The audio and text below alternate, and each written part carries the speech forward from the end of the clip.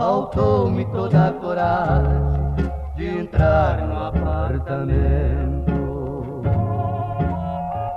Bati na porta e encontrei portas fechadas. Passei horas amarguradas no mais triste sofrimento.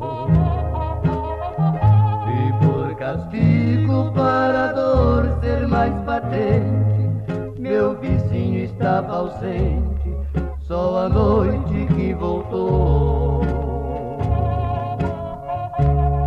Entregou-me amargurado, com pena do meu estado, a chave que ela deixou.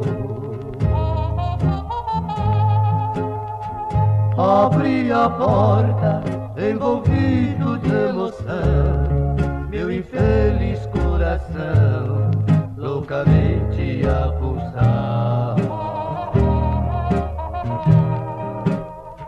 Entrei no quarto, estava bem arrumado, como alcova de noivado, como alguém vai se casar. Na ânsia louca, este amor foi revivendo, e as gavetas remexendo, um bilhete dizia assim: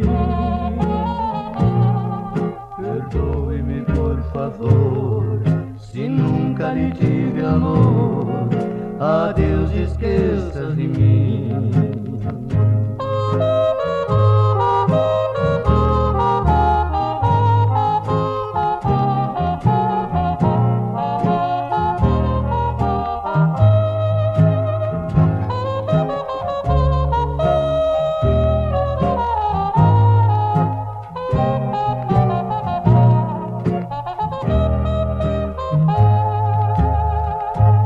Abri a porta, envolvido de emoção, meu infeliz coração loucamente a pulsar.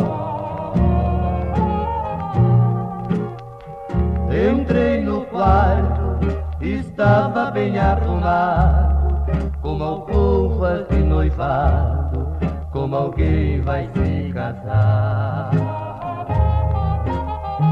Na ânsia louca, este amor foi revivendo, e as gavetas remexendo, um bilhete dizia assim: perdoe-me por favor, se nunca lhe tive amor, adeus, esqueça de mim.